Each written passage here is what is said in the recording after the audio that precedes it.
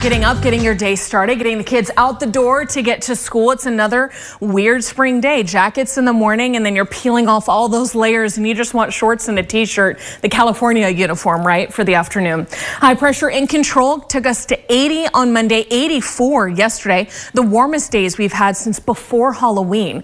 Because not only is it the high pressure that's leaving us so stable, it was the Santa Ana winds yesterday that came barreling in from the desert, sending those temperatures soaring. We hit 84 here in Bakersfield at 1:07 p.m., very precise yesterday, and that made it a new record for the day, a new heat record for February 27th.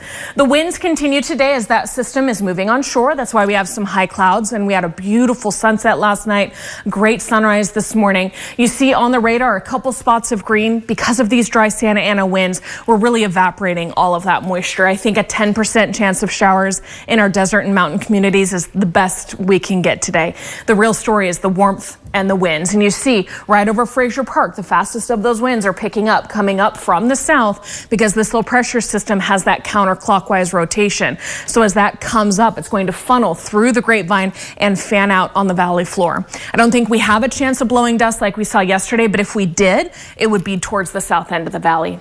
So here comes the Futurecast with that system moving on shore today. Again, slight chance of showers, some more winds, some high clouds. The high wind warning for the grapevine is in effect until 7 p.m.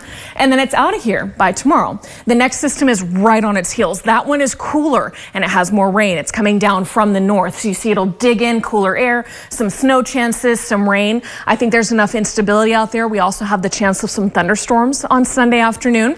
The main threat would be heavy rain, but anytime there's a thunderstorm, we also have the lightning. That's a big concern. Erratic gusty winds and the chance for small hail as well.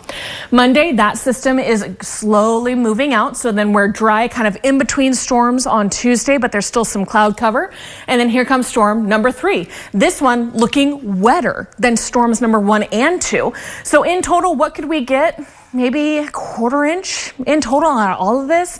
So it's something, and we'll take every drop we can get. But the drought continues. Breezy today, 78 tomorrow. The clouds are still coming through. That system is moving out. The winds die down, so temperatures are mild. Storm number 2, the chance of thunderstorms. It cools us way down for early next week. And then a brief break on Tuesday before storm number 3 comes in. That one is cool again and has a better chance of rain, like I mentioned. In the Tehachapi area, 67 today, 63 tomorrow, then only 45 on Sunday. A big drop in temperatures. I don't think this is a snowmaker for you, but we'll be watching it closely. And then into the Kern River Valley. Look at this drop. 70s today, 60s tomorrow, only the 40s on Sunday. We'll be right back.